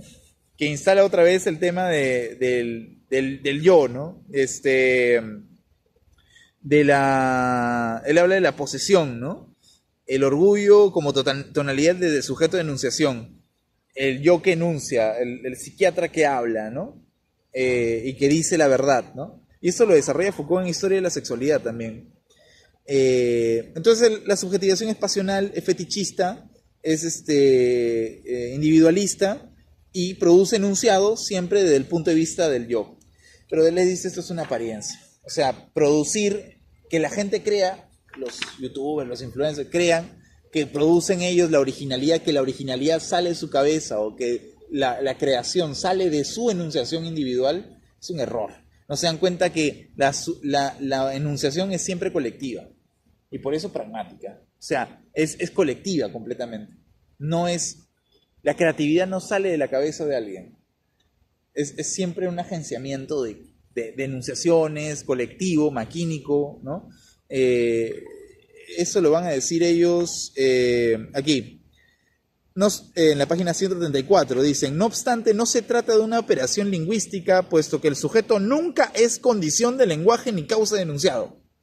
No hay sujeto, sino únicamente agenciamientos colectivos de enunciación, y la subjetivación solo es uno de ellos, que como tal designa una formalización de la expresión o un régimen de signos, no una condición interna del lenguaje.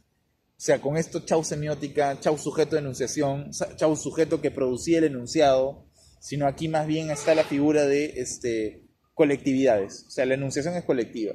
Esto del mundo post-significante es una semiótica más de todas, no es la única. Ya, hasta aquí, más o menos se ha entendido. Sí. Ya, ahora, después la 38 va a poner ejemplos, va a decir que los tipos de salir de desterritorialización, de huida, son 3 tipos. Pueden haber unos que sean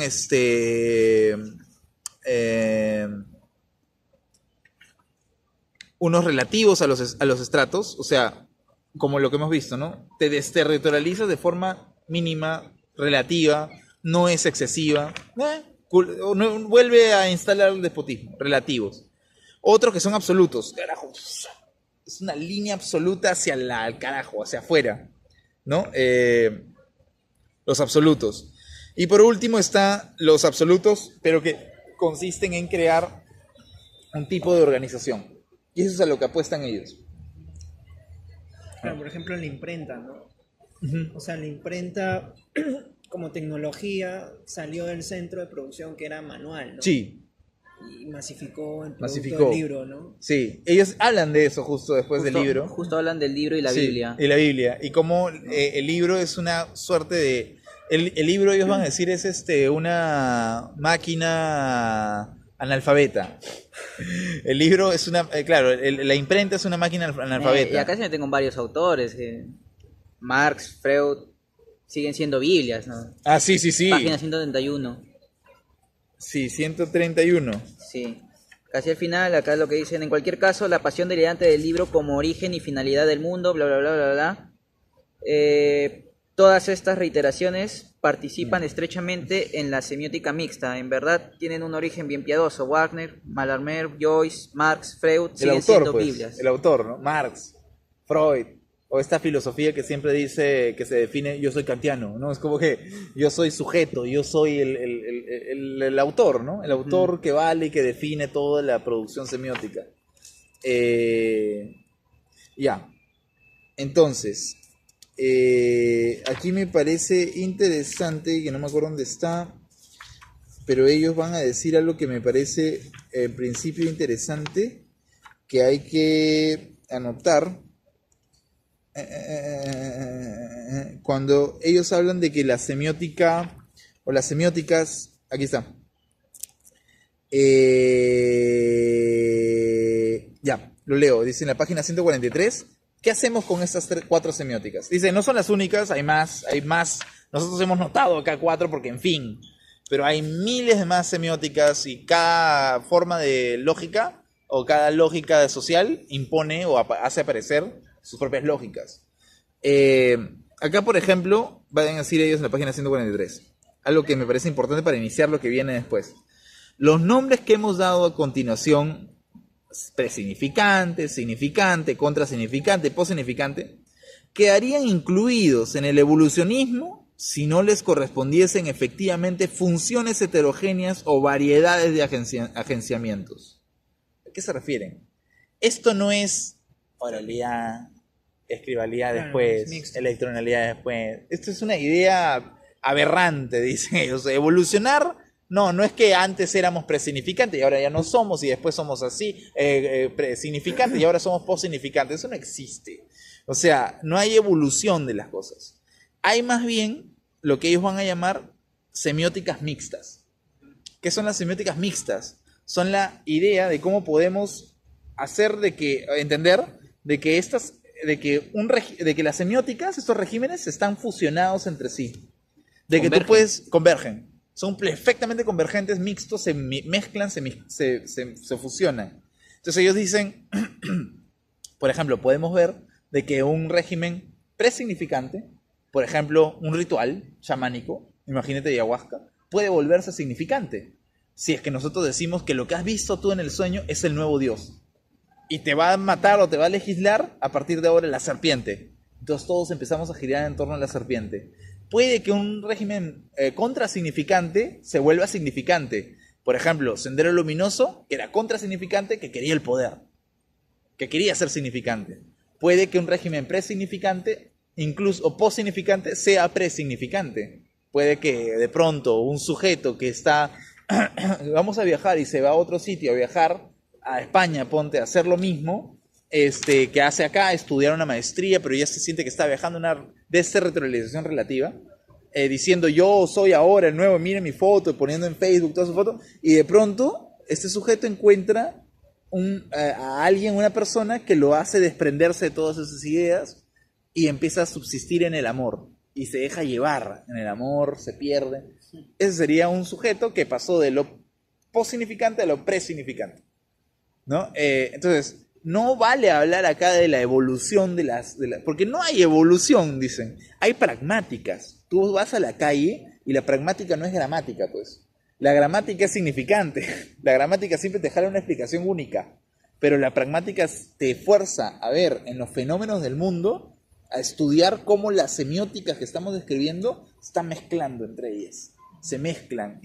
Incluso aparece una que no hemos hablado acá. Eso es una pragmática para por ahí ellos. menciona que sus nombres son muy limitados y que podrían haber más. Y podrían haber más, ¿no? Eso, por ejemplo, en la marihuana, que en principio era una droga mal vista y ahora tiene un uso medicinal, ¿no? Ya se está volviendo, está pasando otro régimen, ¿no? Sí, está pasando otro régimen, Claro, ¿no? O sea, del régimen oscuro. De la traición, ¿no? Del oscuro. Ahora A un régimen post-significante, si quieres, ¿no? Claro, que no sería todavía significante. No sería todavía significante. O sea, es todavía post-significante, ¿no? Por ejemplo, yo en los estudios de consumo noté que había una semiótica parasignificante, que no está acá. Pero la parasignificante era que de uno de los círculos del significante aparecía una idea, que ya no era un cuerpo, un visage, un rostro, sino era una idea. La idea, un estereotipo social, ¿no? Un símbolo. Algo más allá. Algo más allá del significante, que ya no tenía cuerpo, que era un estereotipo. En el parasignificante, ya que tomaste el tema, el significante sigue siendo el producto. Sigue siendo el producto. Sigue siendo el producto. Sí. Pero eso parasignificante es algo ajeno al producto, que se lo agencia a él mismo. es una prótesis que va Una más allá prótesis. del producto. Es una prótesis, pero no es una prótesis corporal, sino es una prótesis intangible, ¿no? Y lo he notado en el consumo, por ejemplo, cuando el producto, en vez de venderse a él mismo, habla de las ideas, la peruanidad, ¿no? La idea de la unificación, de la felicidad. Eso es para mí un post significante, ¿no? Pero un para significante. En el caso de Holanda también, ¿no? O sea, como que Holanda es un país distinto al estándar, ¿no? Sí. Porque ahí, por ejemplo, algunas prácticas son normales, ¿no? Sí. O sea, que por ejemplo acá serían totalmente excluidas, ¿no? Sí. Acá nunca verías una calle de puras prostitutas, ¿no? Claro, ¿no? O sea, ahí hay un espacio subjetivo para decir yo prostitución, ¿no? Es post-significante, ¿no? Claro. Post-significante. Se mueve lineal, no se mueve central. En Perú es todo central. Todo es central en Perú, ¿no? Pero hay otras lógicas que no son centralizadas. Por ejemplo, Lima, central, la educación está acá en Lima. Podemos hablar de esto acá en Lima. Me llama la atención, por ejemplo, cómo ciudades como Trujillo son círculos, o sea, son círculos y las calles todas giran en torno a ese centro, Sí, la plaza, ¿no? sí, La plaza. Arequipa, Y la pero plaza. todas esas calles son de ciudad de forma circular, Sí, ¿no? circular, ¿no? Ujú. Como porque habían murallas que la protegían. Ajá. Lima también en un principio, pero después se empieza a No, expandir. llega un punto en el que la posignificancia llega a otro Claro, lado. la posignificancia vendría a ser el desborde popular. Ajá. Posignificante. Entonces empieza. Pero el error, dice, y eso es algo que hay que decir, porque, por ejemplo, a Deleuze se le dice, Deleuze, cuando habla esto de los rizomas, o cuando él quiere buscar la desterritorialización, es un ideólogo del consumo actual. ¡Mentira! Él está criticando con el posignificante el consumo actual. O sea, la gente no entiende eso. No entiende de que el pata no decía que hay que ser libres y la subjetividad. Están diciendo que la subjetividad es un nuevo despotismo. Y está comprobadísimo. Haciendo una crítica, ¿no? Está haciendo una crítica brutal. ¿Qué es lo que ellos quieren? Uno, estudiemos las semióticas a un punto de vista pragmático. Y aquí,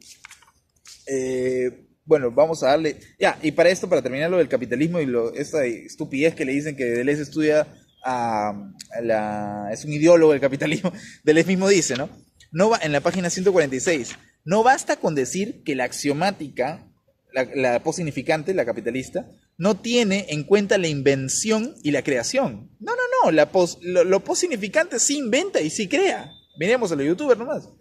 En ella hay una voluntad deliberada de detener, de fijar, de sustituir al diagrama, instalándole un nivel de abstracción fijado, ya demasiado grande para lo concreto, demasiado pequeño para lo real. Ya veremos en qué sentido ese es un nivel capitalista. ¿No?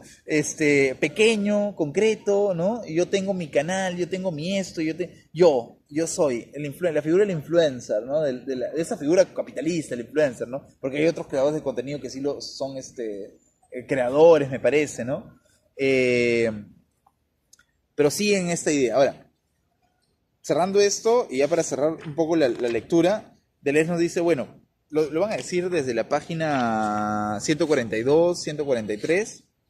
Ellos van a decir que la pragmática que ellos quieren desarrollar, que la van a llamar generativa, va a presentar una serie de componentes. O sea, la pragmática que ellos quieren hacer va a presentar 4 componentes. ¿Sí? Lo que debe, ¿se acuerdan cuando Foucault nos decía al final de la orden del discurso? Bueno, trastocamiento, discontinuidad, la eventualidad, ¿no? O sea, no origen, sino regularidad, ¿no? Lo que Foucault decía era, bueno, estudiemos los discursos, no por su centro, no por lo que producen, la verdad que producen, sino más bien estudiemos los discursos por lo que puede aparecer, ¿no? Los acontecimientos. ¿Lo virtual? Lo virtual. Deleuze va a decir exactamente lo mismo, va a decir, bueno, la pragmática para nosotros es la forma en cómo, o el esquizoanálisis, como le llaman, la pragmática. Para nosotros es esa herramienta que los semiólogos deberían considerar para estudiar la cultura. ¿Cuál es? Bueno, uno, la componente generativa. ¿Qué tienes que hacer acá? Bueno, tienes que estudiar cómo las mezclas de las lógicas, de las semióticas, los regímenes. Cómo se mezcla, cómo un significante aparece con un parasignificante, cómo el parasignificante deviene posignificante, etc. Mezclas. Primera tarea para la semiótica, componente generativa, estudiar las mezclas de los regímenes. Segundo, componente transformacional. Dice, tenemos que estudiar cómo esas semióticas se traducen, ¿ya? Y crean nuevas semióticas. No solamente tenemos que ver cómo se combinan, sino también cómo empiezan a aparecer otras semióticas, ¿ya? No solamente estas 4 que hemos dicho, puede aparecer una semiótica más. Esa traducción la van a desarrollar bien bonito. Ellos van a hablar no de traducción en sentido de que... ¿Dónde está? Ellos no van a hablar de traducción como... ¿Dónde está? Ya, ellos no comúnmente se trabaja la traducción como si fuera una... Yo te traduzco algo que existe, ¿no? La realidad, te traduzco la realidad para que la entiendas, ¿no? Esa idea tonta de traducción de algo, ¿no? O sea, yo hablo, por ejemplo... La traducción e interpretación Sí. está en la página 140. Claro, que habla de las danzas africanas. Transemiótica, sí, ¿no? Aquí está... Sí, traducen. Sí, aquí está. Ya. Sí, las danzas africanas. O sea, no vamos. La traducción generalmente está concebida como que yo te traduzco, yo te simplifico la idea. Dicen, no, traducción es eso. Traducción es representación. Traducción es lo siguiente, dice.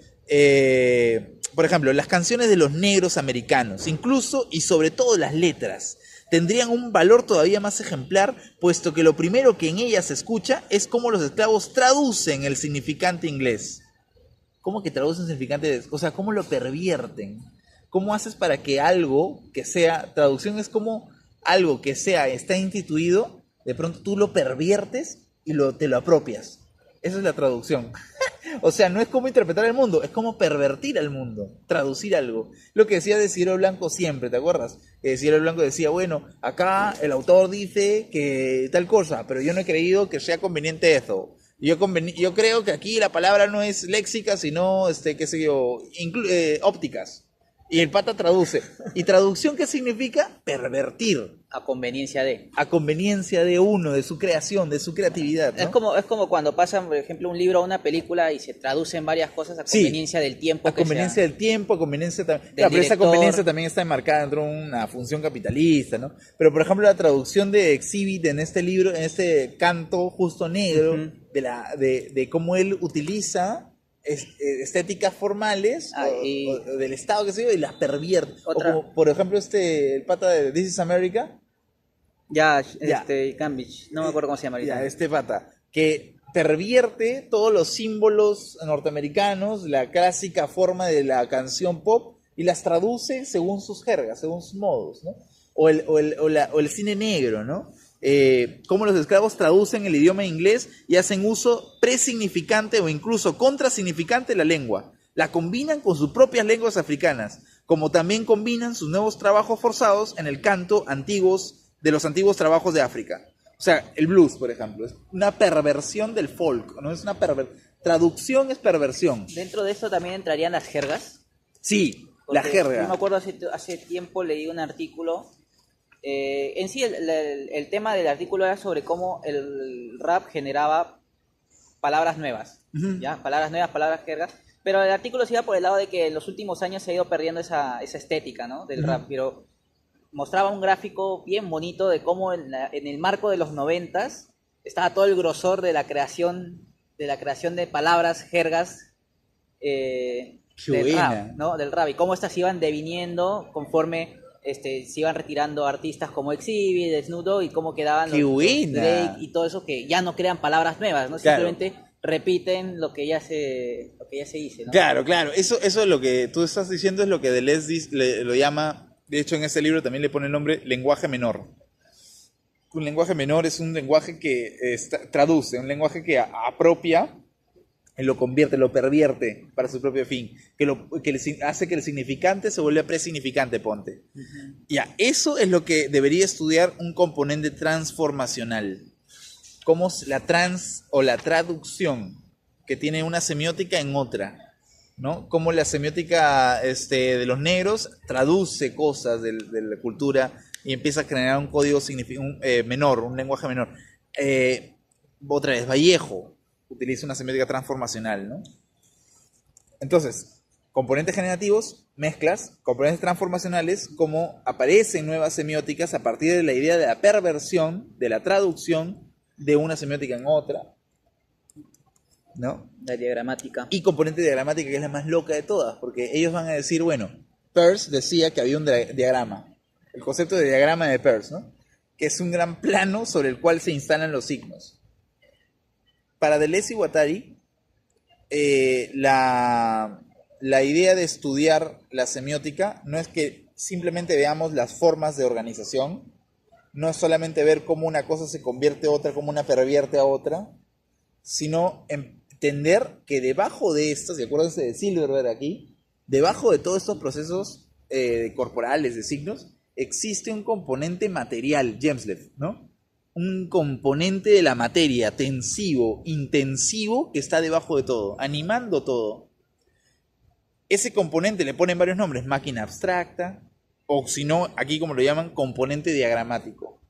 Toda la sociedad está constituida porque debajo de ella, o no debajo de ella, sino atravesándola, existe, si quieren, un inconsciente colectivo, o si quieren, una fuerza vital, una fuerza intensiva, un espacio tensivo, si quieren, que compone todas las valencias, los valores, la unión de cuerpos y signos. Esto por eso resuena con Silverberg. Los trabajos de Silverberg, la semiótica tensiva, dice, bueno, hay una única sustancia, una única forma, un único espacio, y este espacio es intensivo.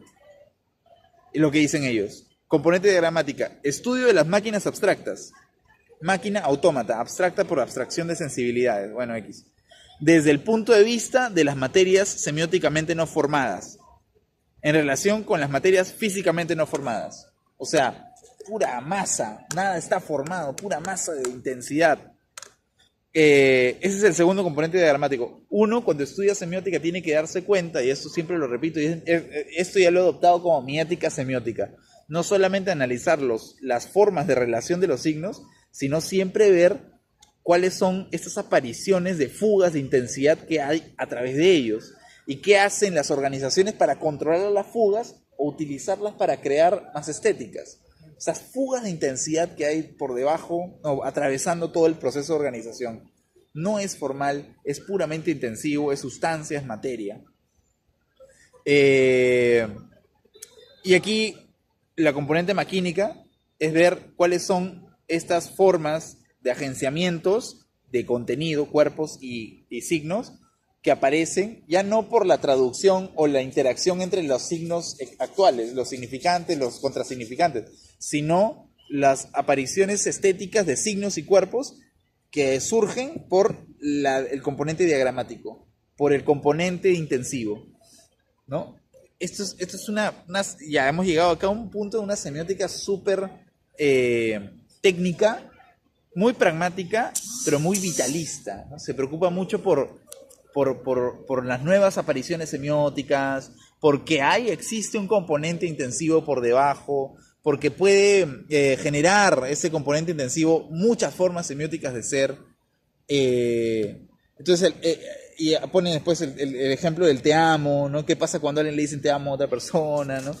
Y me parece que el cierre que ellos hacen con respecto a la propuesta semiótica que ellos tienen es interesante, ¿no? No van a decir que es lenguaje, van a decir que es pragmática, van a decir que hay 4 componentes: diagramático, el tensivo, maquínico, las nuevas estéticas que aparecen tras el estudio de las tensividades, la transformacional, las traducciones, las perversiones entre una semiótica y otra, y la generativa, las formas en cómo están organizadas o acopladas las semióticas, ¿no? Estas 4 componentes generan la pragmática, esta disciplina que ellos quisieran hacer o realizar, la pragmática, que sería este estudio de regímenes de signos. Nadie lo ha aplicado.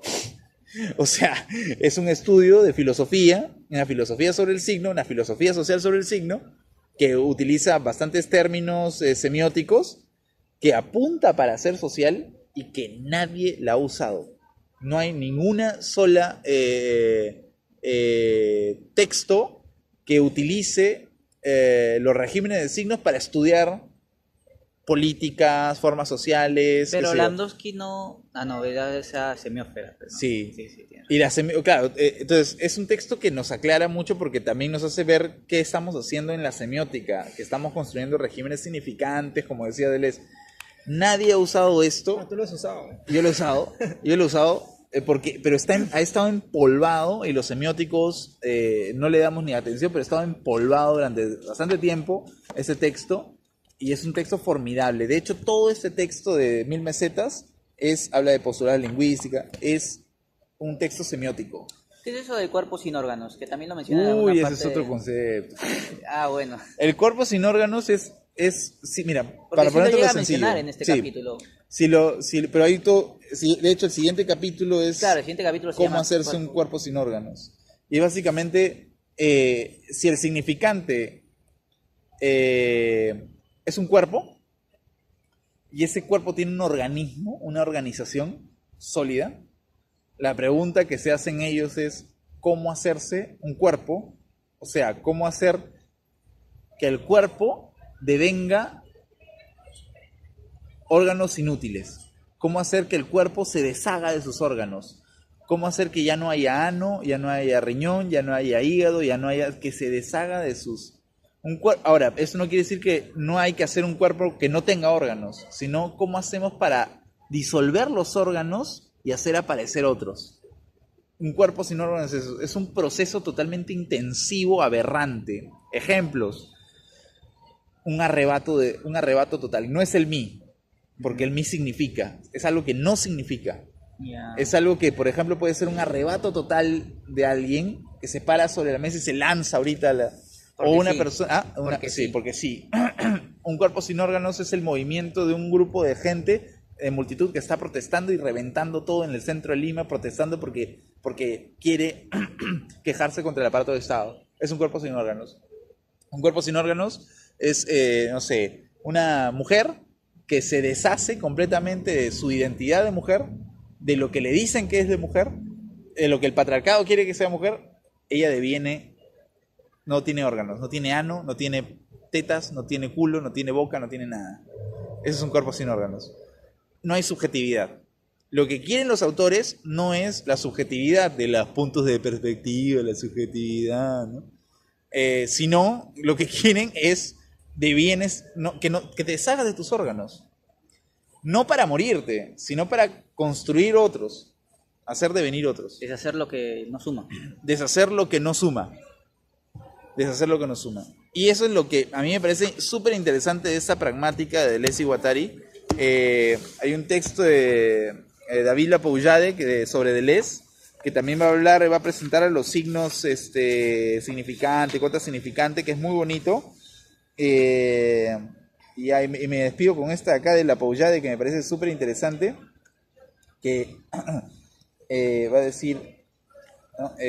Lapoullade, estas preguntas, ¿no? ¿Cómo se distribuyen sobre la Tierra esas poblaciones preindividuales? ¿Según qué agenciamientos? Dice. Sabemos que los agenciamientos están doblemente articulados, expresión y contenido, por regímenes de signos y regímenes de cuerpos. Está lo que los hombres dicen y lo que los hombres hacen. Pero sus enunciados nunca son más que signos de sus desterritorializaciones y reterritorializaciones incesantes, ¿no? Esa es la primera característica para hablar de las poblaciones humanas.